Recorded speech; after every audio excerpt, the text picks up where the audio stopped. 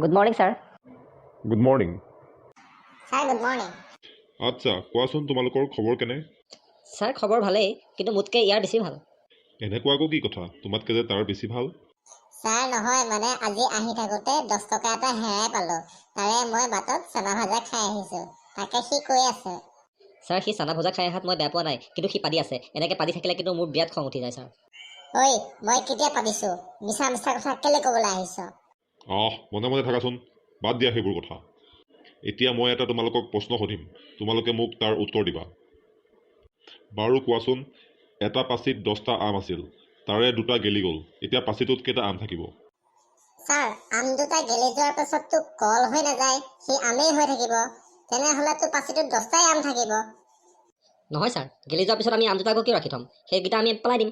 পেলাই দিয়াৰ পিছত যদি 2টা আম পেলাই দিওঁ, তেতিয়াহ'লে 8টা থাকিব। সেই ৰ'বা, মই আৰু বেলেগ এটা প্ৰশ্ন সুধিছোঁ। ছাৰ আজি আৰু প্ৰশ্ন সুধিব নালাগে নেকি? ছাৰ আজি সাধুকে কওক নহ'লে দিয়ক। চুপ, একদম মনে মনে থাকা। মই সোধা প্ৰশ্নৰ উত্তৰ দিবা। বাৰু কোৱাচোন, এখন নাৱত এটা মুৰ্গী গৈ আছিলে। নাওখন গৈ গৈ পানীৰ সোঁমাজ পাওঁতেই মুৰ্গীটোৱে এটা কণী পাৰিলে। এতিয়া কণীটো পানীত পৰিব নে নাওখনত পৰিব? কোৱাচোন। ছাৰ মুৰ্গীটো মতা আছিল নে মাইকী আছিলে? হয়, কি কথা সুধিবলৈ আহিছা? মতা মুৰ্গীয়ে কণী পাৰে নে মাইকী মুৰ্গীয়ে কণী পাৰে?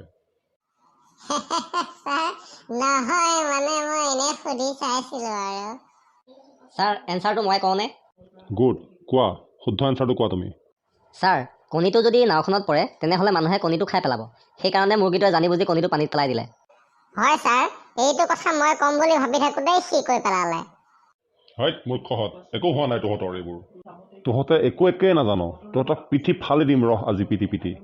হে ভগৱান, কি পাল্লাত পৰিলোঁ? কিয় আহিছিলোঁ আজি স্কুল? ঐ দোস্তি, ভগৱানক মাতি লাভ নাই, ইয়াক কিবা এটা ব্যৱস্থা কৰিব লাগিব।